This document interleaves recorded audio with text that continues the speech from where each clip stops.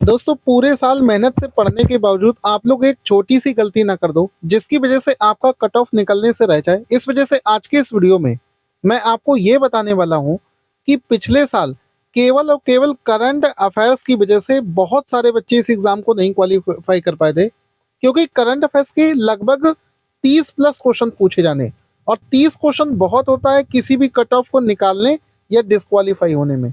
तो आपको current affairs तो पढ़ना है और आप भी जानते हो करंट अफेयर्स का कोई लिमिट नहीं होता है, लेकिन आपको इतने दिमाग से पढ़ना है, स्ट्रेटजी से पढ़ना है कि आपको उसी में से क्वेश्चन मिल जाए।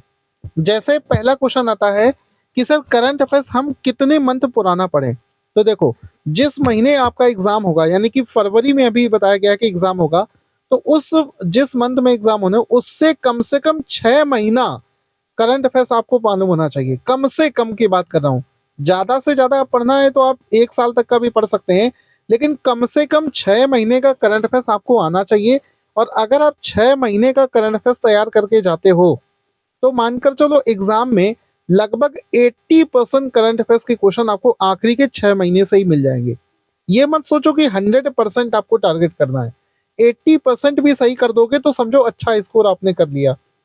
यानी कि अगर आप देखोगे तो कोशिश करो जून या जुलाई से लेकर पूरा जनवरी तक आपको पढ़ना है, और जून जुलाई से लेकर आप जनवरी तक पढ़ लोगे तो आप 80% क्वेश्चन आपको मिल जाएंगे।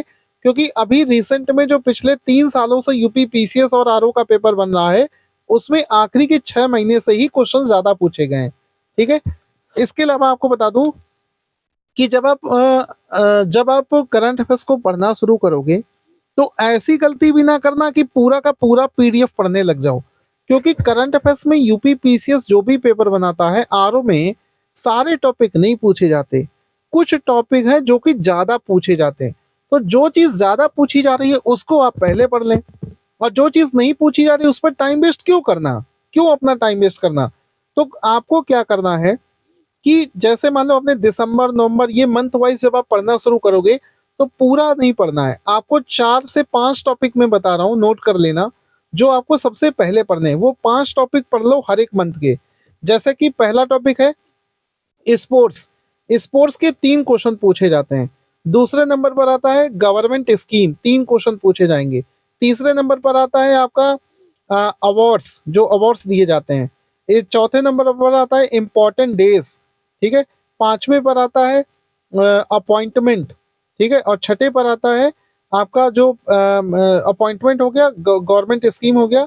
छठे पर आपका आता है जो कोई चीज अगर पहली बार हुई है इंडिया में, उस टाइप के क्वेश्चन एग्जाम में पूछे जाते हैं।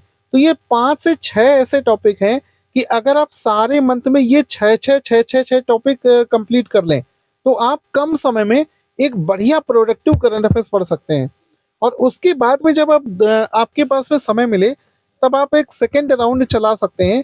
उस दूसरे राउंड में बचे हुए टॉपिक आपको कवर करने हैं।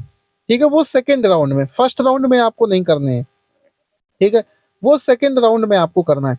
इस तरीके से पढ़ोगे तो आपका टाइम भी वेस्ट नहीं होगा, कम समय में आप अच्छी तैयारी कर पाओगे। बाकी जो लोग हमारे पेड बैच से जुड़े हुए हैं वो लोग जानते हैं कि करंट अफेयर्स में हमने पिछले साल पूरे के पूरे क्वेश्चन फंसा दिए थे, और इस बार भी करंट अफेयर्स के सारे क्वेश्चन हम फंसा देंगे। तो जो लोग हमारे बैच से पढ़ रहे हैं वो वहां से पढ़ सकते हैं। करंट अफेयर्स लेना चाहते हैं तो आप हमारा भी ले सकते हैं, मोबाइल एप्लीकेशन पर आपको मिल जाएगा। Thank you so much guys, हम पूरी ताकत से लगे हुए हैं आपकी तैयारी कराने में। आपको कोई डाउट हो, कुछ भी समस्या हो तो आप मुझे कमेंट में लिखकर बता सकते हैं। Thank you so much guys.